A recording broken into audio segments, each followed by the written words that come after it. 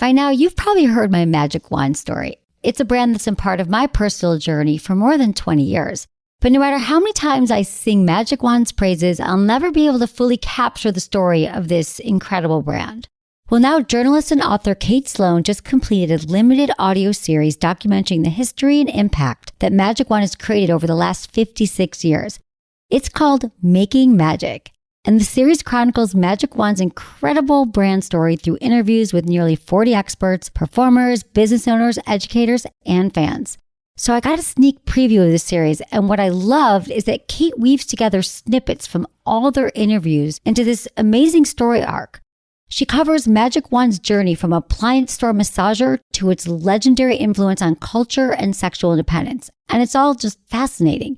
The first episodes of Making Magic are available now at makingmagicseries.com or on all popular podcast platforms. Just search for Making Magic or visit makingmagicseries.com today.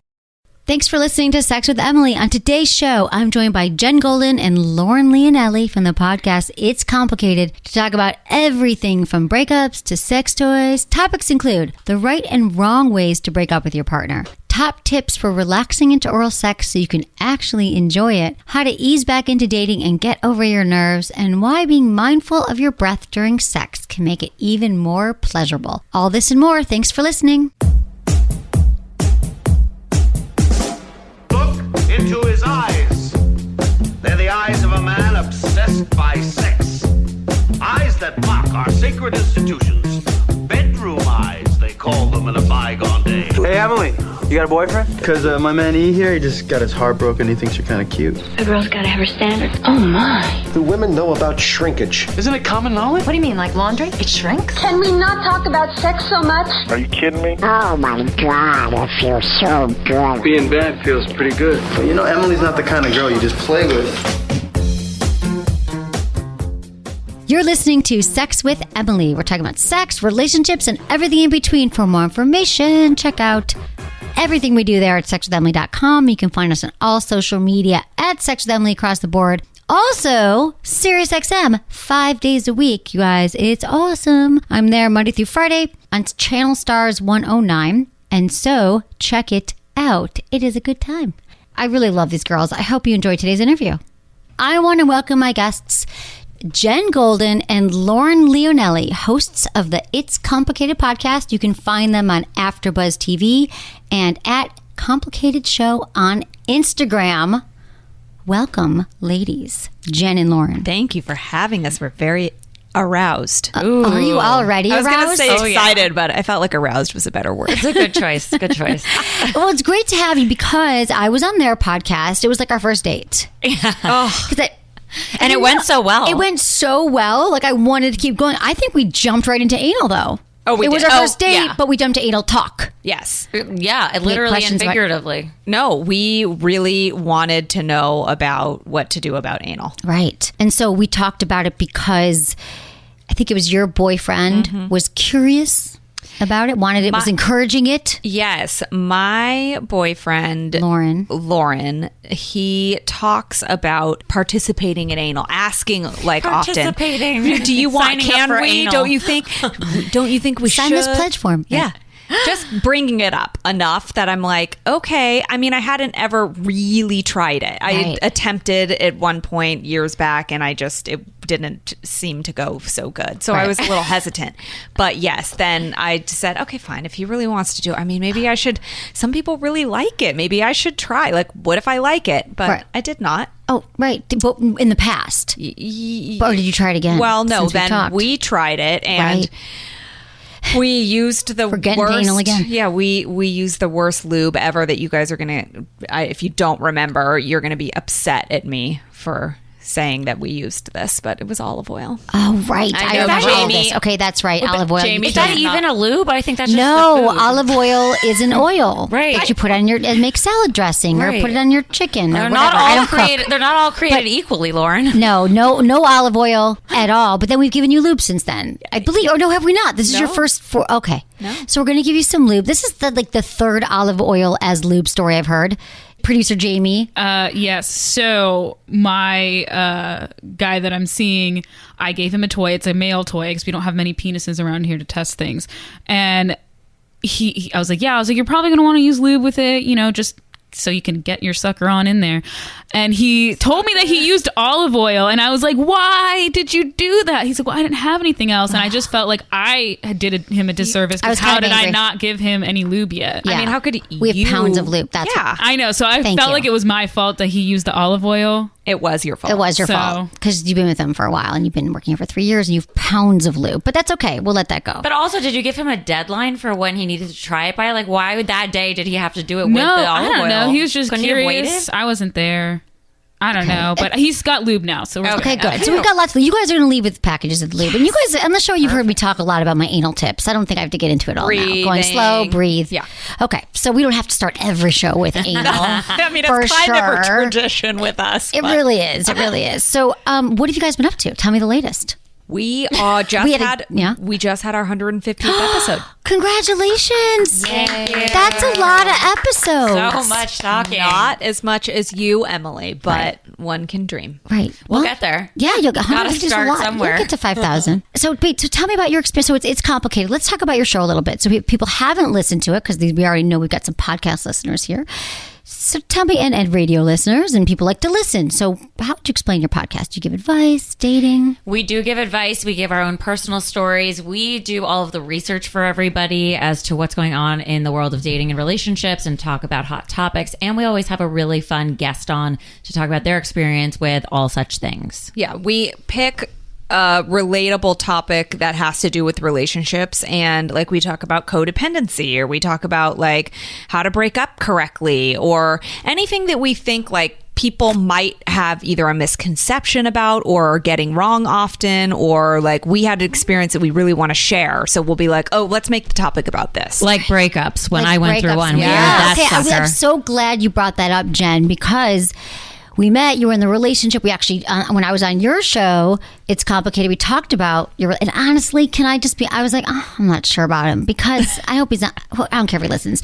I wasn't happy that you weren't, it had only been a few months, I don't know how long it'd been, not less than a year, right? Definitely less only than a few months. Yeah. And like, let me just say this. I believe that sex, at least the first year, you're going to have some fits and starts, but it should be getting some needs met. It should be getting better, not worse.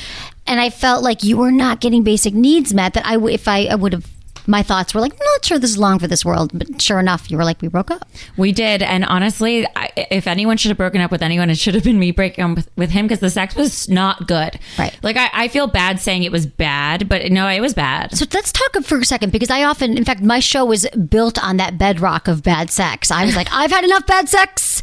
I would like to learn what great sex means. And so, but let's talk for you. What was bad sex? What did that mean for you? It was very like disconnected. Like, I don't think that we were in sync at all.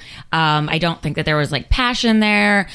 Also, it was just like awkward. Like, it felt like a round, what is the saying? A round peg? She never gets this right. Putting a square peg in a round hole. That thing. That was like Lauren's first time anal experience. It was very much so. Yeah. No, so I get it. Yeah. So it just felt.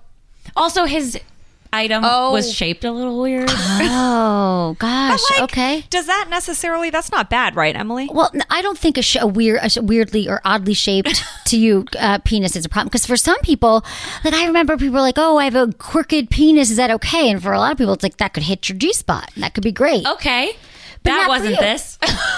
It was not curved to your curvature. No, it's. Okay, I went down the rabbit hole on the internet, obviously, and I Googled cone-shaped penis. And I think it's actually like you break your penis at some point, and then it's like that, and you actually might need surgery. Oh. Yeah. A cone, like a full-on, like a pointy tip, and then it gets bigger at the bottom? It's like this, like a triangle comes to like a point. The head is like a point. Right. And it just gets wider and to like where it gets to the shaft. base with the shaft. Okay. Yeah. Wow. Okay. That doesn't sound comfortable. No. To me at all. It was just like weird and like odd sensations, and none of it worked out. It just everything, right? There wasn't the chemistry, and you wanted more oral sex. We talked about just any. Any would have been good. Thank you. Any oral. Right. That to me is grounds for dismissal. No oral after you ask and talk about it. Oh, no, I hadn't. The thing is, you came on the show, and my goal was to start talking about it. And he even listened to the show when you came on. And at that point, I think the next time I saw him, he like started to go down on me, but then like didn't stay down there long enough because I'm like, now I'm nervous that you're down there. Like I'm in my head, sucker. Well, stay. Emily gave a good tip that I would like to point out and say that it's also communication. And you said you don't really want to talk about this like in the bedroom, but beforehand talk about candidly, like if that's the case. So if you're comfortable enough, you would say like, I really like it when you go down on me, and listen, like I have to get out of my head for a second. It's going to take me a second. So just know that like you're going to have to be down there for a little bit because it takes me a while to warm up to the situation. Like a warning is fair, and then it takes the pressure off you. Exactly. Good memory. That's what I always say. You got to settle into it, because to me, for oral sex, what I think I said, or my intention was that for women, we get so worried, like, am I taking too long? Does he really want to be doing this? We're staring at the clock. It's been 12 minutes, now 13. So the best thing our partners can do when they're performing oral is say, hey, babe, I got this. I love you. Taste so good. I've got all night. Lay back. I'm not going anywhere. And like, let us relax that into it. would be really nice. I feel like saying, babe, settle in. Like you can... We're like, good. Yeah. I'm going to do it then. I'll be here for an hour. I'll go down for an hour, whatever you want. Is there like a normal time frame that it should happen in? Nope. There is no normal when it comes to that. I think that some women, it could be 3 minutes. Some, it could be an hour. Like how your partner wants to do it. I always was pretty uncomfortable with it. I was in my head about it, like, oh, your face is in my vagina. Like, what is going on? Like, I feel very uncomfortable by it. But I will say it's true. My boyfriend now is very vocal about like, I want to do this. I want to be here. I love doing this. Like, even if I say, no, he's like, no, please. Like, and it helps because now it's something that I'm not uncomfortable with, and he's pretty good at it, and it results in a good positive thing every time. Positive. Yeah. Has this always been, or lately he's... No. Oh, him always. Yes. Okay. But only him, really. That's like it's because he made me feel comfortable. Like it's massively important. Yeah, that's so true. And I love that you're saying this, because that's the proof. For so many women, the best sex, I think, when we can talk about bad sex, but for really great sex where women report having the most orgasms, the most pleasure and satisfaction is when they feel safe. Absolutely. Yeah. So he makes you feel like I'm in it. I got it. And he believes it. So love all of that. I know. It's good. Mm-hmm. So you guys are having good sex. That's great. You gave some advice on the breakup show. Yeah. What is some breakup tips for people? People love... I did a breakup show like about a year ago. I have to say it was one of the most popular shows. People were like, your breakup show helped me get through the breakup. So I'm wondering, what did you guys talk about? Maybe if it's even don'ts or do's. Don'ts. Yeah, it sounds like it was some don'ts. Yeah. One is don't break up with somebody over the phone. Yes, that is not okay. But like we said, make sure that how you break up with somebody is directly related to the amount of time the relationship is. So like if it's been like a month or something and you feel like, okay, we've gone on like 4 dates, but we did talk about being exclusive maybe at some point, and maybe that was premature. Like maybe it's okay to like have the conversation over the phone. That's potentially. Okay. Yes. But like, so then also if it's been like a certain amount of time, you owe that like person if you've respect. Met other people's family members. Yeah. And you're talking about the future and getting to know that person's child, for instance. You do that in person, face to face, not over the phone. So that's one thing. And then the other thing is, don't be all kinds of wishy-washy with the reason for it. Like pick a lane, stick in it, and then like make it about you, not the other person, so that they have closure. Yeah. Or be honest. Like if it is about them, then give them some sort of information that they can grow from, because you're not doing them any sort of service. Try not to, and this is in also just communication with your partner while you're with them too, but you have to try to come from a place of not blaming or shaming. Right. Because ultimately it is your choice. You've got to find why you're feeling the way you're feeling. Even if it's reactive to somebody else, just deliver the message from inside, from you, and how you try not to say like, you make me, when you do that, you make me feel this way. Like really nobody's responsible making you feel a certain way unless you're having sex, and then there we go. But for the most part, it's try to deliver. It's all about delivery, which was like kind of the whole message, right? Like don't deliver it over the phone, or when you're delivering somebody some information that might be a little bit hurtful, just be nice about it. Like don't be a dick. It sounds like he didn't have a lot of the emotional tools. Oh, not at all. No. But then he listened to our show about like our About breakup breakups? and told me that he needed to go to therapy and that it was a reality check and that he really learned a lot about himself from it, because I was like, I'm a pretty factual person. I don't really exaggerate unless like it's about my own self and I like think it's funny, so I'll make it sound funnier. But when I was talking about him, I was like, this happened and this happened and this happened. And he said all these things. And that's why this breakup is so odd to me, because he was the one pushing for this relationship the whole time. So he heard all of these facts and was like, whoa, hold on a second. Wow, so this is amazing. So he actually heard it. And he said, "You're right," or did he apologize? Yeah, he did. See, that's He did. power of the podcast. That's what I was going to say. It was actually very helpful to think in that moment that, and it's like you, that somebody specifically and personally was affected by the specific and personal situation you were talking about. But the hope is, and the goal is that other people are listening and relating too. Like that's why we share the intimate moments. Because, Exactly. And then we just talked about this on our 150th episode. Like that, we have no regrets. I mean, you talk about the most personal stuff, but you're being authentic and you want to share this with people to help people. And so you'll talk about anything, threesomes, whatever you want, like things that people normally wouldn't want to share. And we have girlfriends that don't want to talk about relationships and stuff, but we're like, we're being authentic. We want to share and we want to help. So there's really no boundaries and no regrets for what we say. In this situation with the ex, it was so helpful. It was. And actually on our show, our 150th show, I referred to us as like good Samaritans. Like now that we do this and we live in this relationship world, I feel like we have to chime in. It's our moral like duty to, if we see something, we have to say something. Yeah. Basically. So if I can give advice to anybody at this point, or you could give advice, we have to help them, because it's also like authentic to, I think, who we are. Like, oh yeah, this is not just a show for us where we're entertaining people. Like we live and breathe this at this point, which I'm sure you do too. Yes, it's all everything. the sex, all the sex, all the time. But I think that is a great point, and I think we do learn a lot from other people's stories, which is, I think that's great that you guys are here and that he actually listened. I'm too bad he didn't listen to the oral sex episode. It sounds like he. When I was on, he listened a little bit. He did. It just didn't it didn't land. That didn't click. But the breakup one. Yeah. So let's talk about a good kind of breakup then, or what did you know?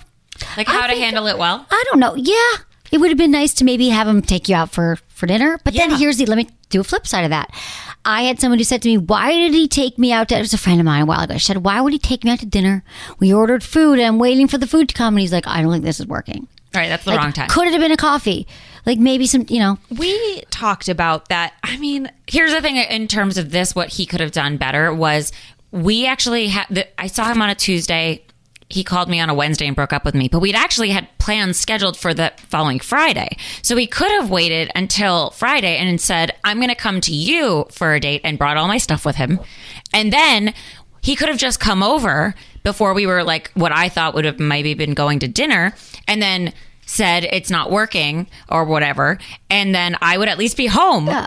Right. I'd already be here, and then he could have left, and we would have done it in person, and I'd have all my things. Instead, I didn't have my things. At the end of the day, the conversation, no matter how it happens, I guess, it's always going to hurt. And you're probably always going to extract, as the receiver of some news like that, like something negative, because it either hurts your ego or it just, if you feel rejected or whatever. So, of course, you're going to be like, this sucks, and there's going to be reasons why it sucks, but we're just trying to help it suck less. So there's a lot of things you can do to help lighten the blow or lessen the blow, and you should be, aware of those things, because relationships are scary for everybody, and it's also hard to deliver the news too.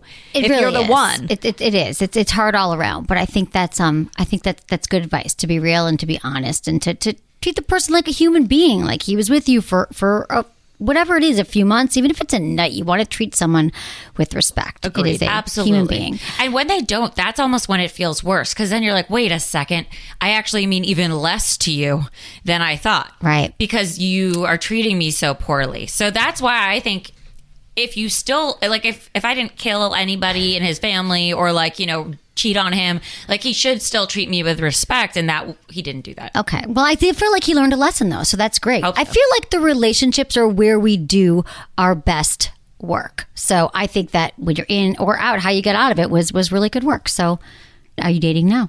I'm just the bachelorette in my own mind, and I'm dating everyone. My therapist told me I have to do that. I She's think like, it's make it your job. To date everyone. I think she's She's really purposely good at dating. it. She's really good at it. I think you would Thank be. you. I think that you're probably meeting people all over the place, you know? Well, really, Look at just you. on dating apps. Really? I'm still waiting for my friends to set me up. I guess I need new friends. She's down for any kind of setup. Just the dating app. Jen likes to really take control of a situation. She will let herself feel bad about something, like normally go through the emotions, but she for sure does not like throw a pity party. She will like allow herself to cry for 5 minutes, and then she'll be like, okay, now I have to do something good, like to balance it out. And so the dating apps are good for her or somebody like her that wants to like Be kind of proactive. exactly. Be Yeah. proactive. No, I think that's really healthy. I think if you're into the apps, I think it's a great way just to kind of get your foot back out. Get yourself back out. Get your foot. Dip your toe in the. I was gonna say dip your toe in the dating water. Yeah. And get out there. And in the meanwhile, when you're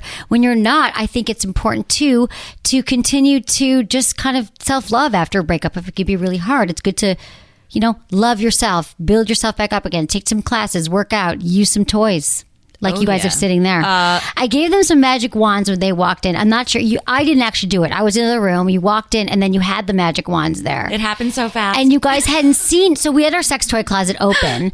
First of all, the sex toy closet. Holy Moses. Right. It's pretty amazing. And it's really organized, which I love so much. Yeah, I know. Well, that's Sarah, our assistant producer. She did it. She organized. She it's helped. Beautiful. Thank you. It's one of my most proudest, possessions or proudest things on display. So you had some questions about the magic wand because I know it's kind of it's a big. It looks like a large vibrator. You don't put it inside of you. It's actually we call it the Cadillac of all vibrators.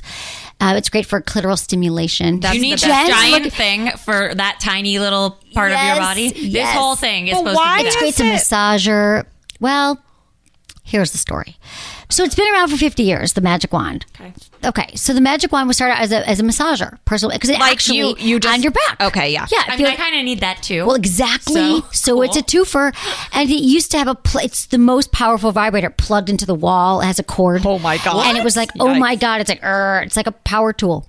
So, but then someone realized at some point, like, oh my God, it actually feels really good. That's, onto my genitalia, on my pubic mound. You are that person that would be like, the 50s or 60s. Whenever it was I feel like Emily's the girl who's like, this massager is great. What about? I wish I could take credit. Right. So it's been around, and people love the magic wand. I mean, it is really a favorite. You use it. It's like the sure thing. That's what I call it for vibrators. It's fun. It can feel great on a partner. You can use it over your underwear. For some people, it can be what? How? Oh, you mean like for the guy to use it on you? He could use it on you. You could give him a massage with it. Okay. Mix in a massage candle. Multi-purpose. It's multi-purpose. But where do you put it? Because I feel like normal drawers aren't even this big. Yeah, but this is the good thing about it, though. It looks like a massager. It does look like a massager. You don't have to hide it. It actually is a massager. So, yeah. And you just charge it, and it's great. Have you guys used toys before? Yes. Okay. What did you like using? Oh, just a regular vibrator, like from Amazon. I think it was $9. Okay. Oh, right. So this one's not. The magic wand is more. You're going to have that one for a while. Great. Yeah. I've had the $9 one actually for a while, but I don't like having to replace batteries. Oh, it's a battery. That's rechargeable. There was a time I would go to work and steal batteries. I'm like, oh man, that mouse is out of batteries again. The mouse. What happened to the mouse? Love that she was stealing batteries from work like a teenage girl. Yeah, that's When amazing. we worked at like You did not. the tech company, Yes. yeah, I would take batteries. They deserved it. They did No, deserve it's it. funny because that is most toys were battery operated until about maybe 5 years ago. Now they're all rechargeable, so you never have that problem. Just make sure that it's charged. Make sure it's ready so it doesn't die out in the mid-session. That's the worst. That's actually the worst sex I ever had. Was when I was about to have an orgasm and it died. Oh, that sounds horrible. It's kind of depressing. Yeah. No. So yeah. What about the best sex you guys have had? Mine is with my boyfriend, because for me it's really being comfortable. Like that's huge for me. I think that having an orgasm is very like mental, cerebral for me. And he is the only guy that I've consistently had an orgasm with. Only ever all. And I haven't had sex with like a ton of people, but enough to say like it's definitely because I feel really comfortable with him. I'm also like in my 30s, and I think a woman really comes into her own sexuality. That's like our sexual peak, correct? Yeah. So it's For a some lot women of it is, yeah. a lot of things aligning, but he just makes me feel like he's in it to win it. He wants to be there. He's loving everything that's going on. And that just really helps me feel comfortable. And then I am not in my head thinking about, like you said, is this taking too long? What am I doing? Does it look okay? All that. Right. Like, do guys even know that happens? I mean, I guess if they listen to your show, if they listen do. to my show, they know it happens. Yeah, because we talk about it all the time. But men have that anxiety as well. They're worrying, does she see that my penis is shaped like a cone?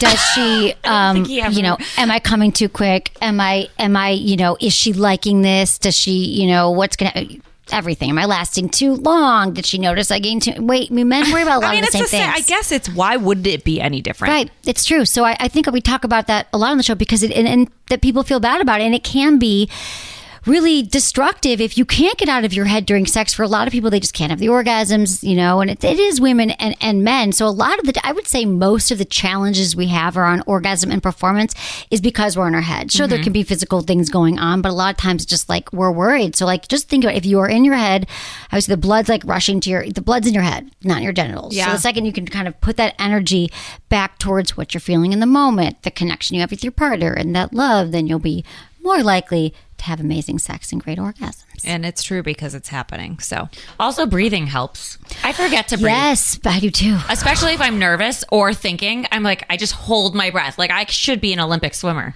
but I am not. Yeah, you're right. Breathing is, I guess if we don't breathe, we're dead. Yeah, simple things. Yeah, it's true. During sex, that is true to breathe. I think that was one thing Jamie said when I talk about on the show a lot. And didn't you have, during sex one time, you didn't think you were going to have an orgasm. You're like, let me try the breath thing that we talk about. Yeah, no, because I realize it's like, sometimes you brace yourself. You're like, no, it's going to happen. You try to force it. Like if you push it, like you just push it out of your vagina. Yeah. But, Emily's just like, oh yeah, breathing. And I was like, huh. So I went home or whatever. My guy came over and I was like, okay, I'm just going to keep breathing deeply. And like when you felt it building up kind of? Yeah, Okay. like I started just to do, and it was crazy because normally I'm like, I kind of need to not breathe to get it over the edge. But it was like, I actually had just a way more intense orgasm when I breathed. Yeah. It just pushed. Yeah. It was great. And then I told her the next day and it was amazing. Yes. Oh, I need to keep that in mind. I don't even think I'm consciously thinking about if I'm breathing or not breathing. I don't think I hold my breath, but I don't think I even thought about it. But I feel like there is a consistent problem for me though. Oh yeah. And I need help with this. So if I would say if it's 2 drinks or something, it's fine. But if it's more than that, and maybe, if it's more than that, I don't feel like I can have an orgasm. Yeah, very common. And I also then wonder, I tell myself in the middle, it's because I'm not getting there like I thought I would. And then I get in my head and go, oh, it's because of the drink. So now it's not going to happen. So now I'm just and then I just give up and I'm like, oh, how do let's do something to make him go because I just give up or whatever. But is that a real thing? And how can you push through it if it is a real thing? That's such a good question because yes, they're both real things. So yes, you can absolutely drink too much and that can inhibit your ability to orgasm, which is a bummer because a lot of people use alcohol as a sexual lubricant besides the action and besides olive oil or lube. They actually do. And it's but it's great because it got you in the mood, but then you can't come. And that is true. But I think also I'll bet when you have that, so it could also be that you're thinking about it because I'm sure it's not every time you probably can get there. Yes. So it's really a matter of you having that thought and then going back to either it's a positive thought but I am going to have an orgasm, and then you go back to what you're feeling in the moment. It's always going back to the sensations that you're feeling in the moment. You can have that thought, why'd you have that extra drink? You're not going to come now to, what am I feeling? Oh, that actually feels good. I'm going to breathe. Why'd you do that, Lauren? You should have had that extra margarita. Okay, back to the breath. And it's like meditation in yoga. Right, Jen? I know you do a lot of yoga because I follow your Instagram and all your pretty pictures.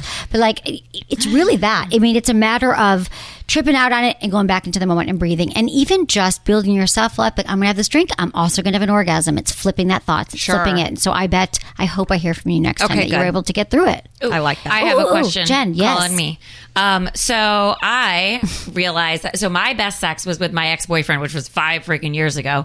And then after that, I would date somebody for a couple months and I think by the time I would start being comfortable, it would be the end of the relationship. So I never really had good sex with these interlopers basically. Yeah. And so that's hard to do. Yeah. And I'm like, I don't know you really yet. Like, you're new still. So I feel like at this point, like, I used to be real good at sex.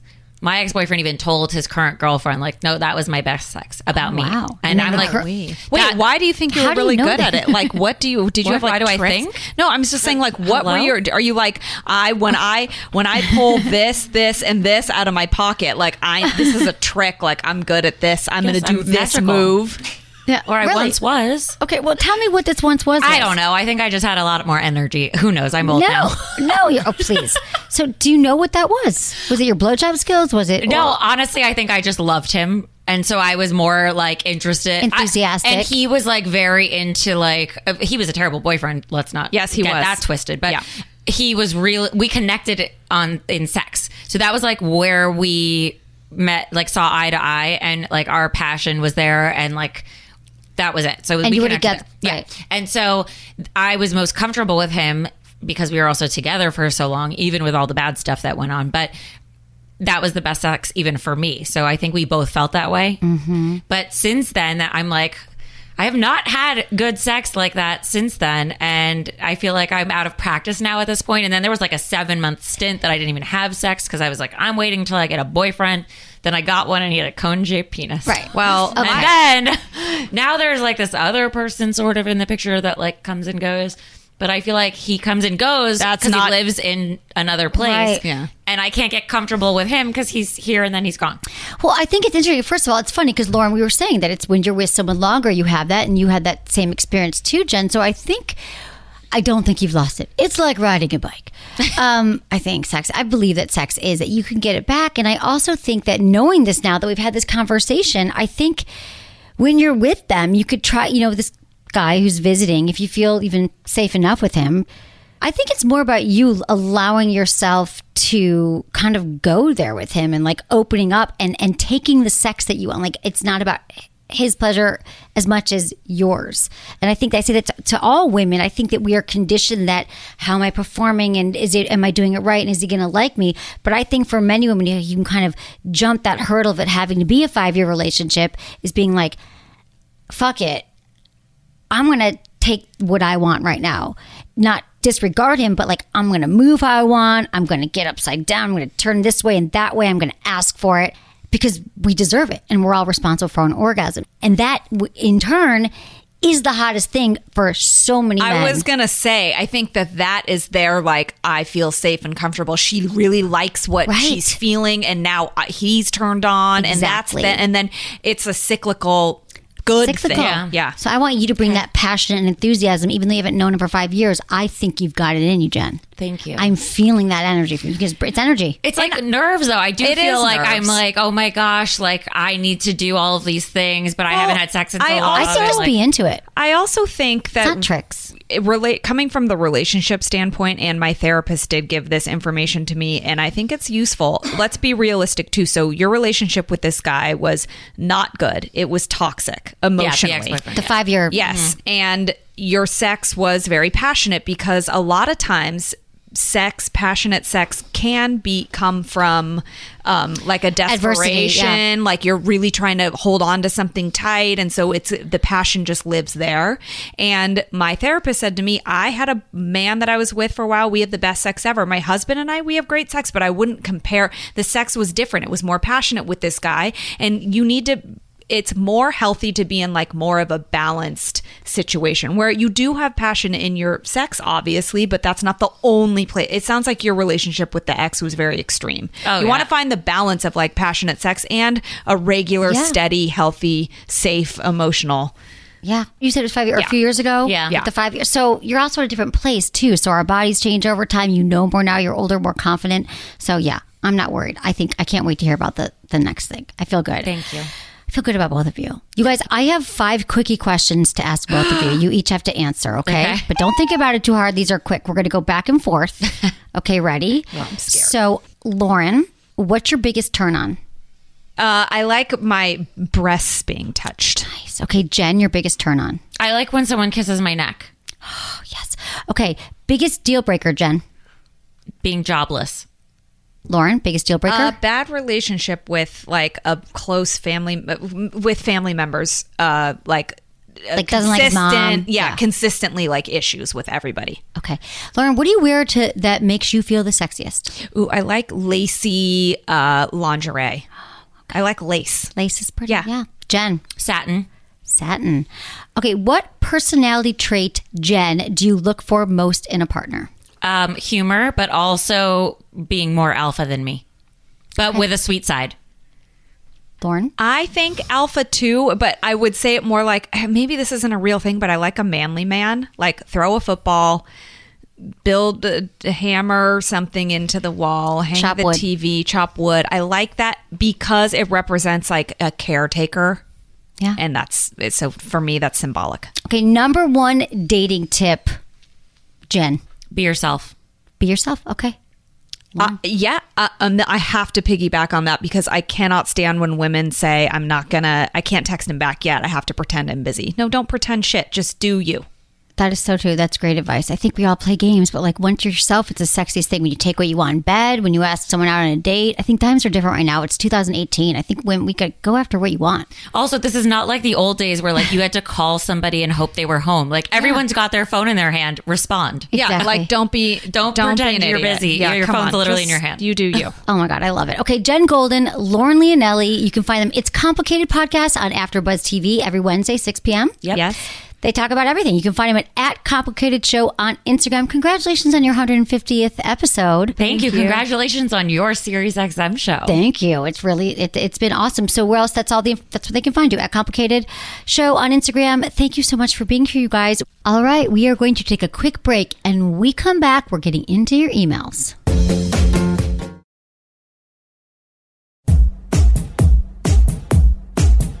I love answering your questions. It's why I exist on the planet. So you can send an email, feedback@sexwithemily.com. Go to the website, sexwithemily.com. Click the Ask Emily tab. Include your name, your age, where you live, and how you listen to the show. Thanks, guys. And Jamie's here to read the emails with me, which I love. Hello. Okay. Hello, Jamie. Okay, so this one is from Jess, who's 24 in Pennsylvania. Dear Emily, I've been married for a year and a half. My partner and I have had issues before with mismatched libidos, but we're usually able to work it through.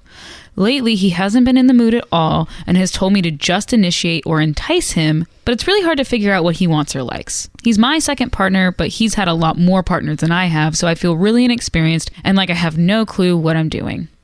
Hey, Jess. So here's the thing about this question. I think a lot of us think that there's some point we get to in life where we feel like, oh, I've had enough lovers and enough partners and I'm so experienced.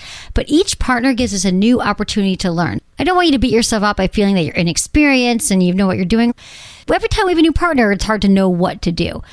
You just need to find out more information here. You have to ask him when he says to you, I want you to initiate more. How the hell are you supposed to know what that looks like? It's going to look different to everybody. So ask him and say, how would you like me to initiate? Just get some more information around that so you know what turns him on. It can also help to schedule sex so it's easier for both of you to know like sex is happening on this day and then you're like building up to it. You know Saturday night's your night and that's when it's going to happen. So both of you essentially need to be talking more. You know, I say communication is lubrication, and prioritize your pleasure. Prioritize the pleasure in the relationship so you're both getting what you want. You're both on the same page. You figure out how often you want to have sex, what times of days work for sex. You can't just figure this all out on your own by him saying, I need this. You know, and also, what do you need? It sounds like if you haven't had a lot of partners, what a great time for you to figure out with him. Say, yeah, I can help initiate, but let's help me, babe, figure out what I'm into because I'm not even sure yet. So this is an exploratory mission you guys are on for a long time. You're married, so have fun with this sex. You know, I want you to take the pressure off both of yourselves and say, you know what? We've only been together a year and a half. I want a long life of amazing sex. So let's start talking about it and figure out things that turn us both on and the best ways to have it and when to have it. So you got this, Jess. Okay, this one is from Wes. Jess and Wes. From Wes, who's 32 in California. Hello, Emily. Longtime listener of your podcast. I met a new woman and we hit it off very strong. We recently had very good sex and afterwards we laid there cuddling, getting to know each other a little more. She opened up to me about her past ex-boyfriends and how they ruined her confidence in bed. She told me she has a very hard time achieving orgasms with intercourse but has no problem achieving with her toy, Bob, battery operated boyfriend. I come from a pretty experienced sex lifestyle and have plenty of confidence in myself, and I love to please. I'm a gentleman at heart and want to continue to see her, so how can I talk to her and better help her to achieve her orgasms with intercourse? Thank you. Okay. Hey, Wes, you do sound like a gentleman and a lovely guy. So I like this because it sounds like you guys are experiencing some really good intimacy. I love that you're already talking about things and cuddling in bed and you've had good sex and she's opening up to you. So this all sounds great. So just know that these are two kind of separate things you're talking about, that somehow her ex-boyfriends have ruined her confidence in bed. I'm not really sure what happened there. And then separately, she's having a hard time achieving orgasms with intercourse, which I can't tell here, but it doesn't sound like it that she used to be able to orgasm during intercourse, and now because she had past boyfriends who ruined her confidence, she can't. So I'm going to assume that she's never orgasmed during intercourse, because most women don't orgasm during intercourse.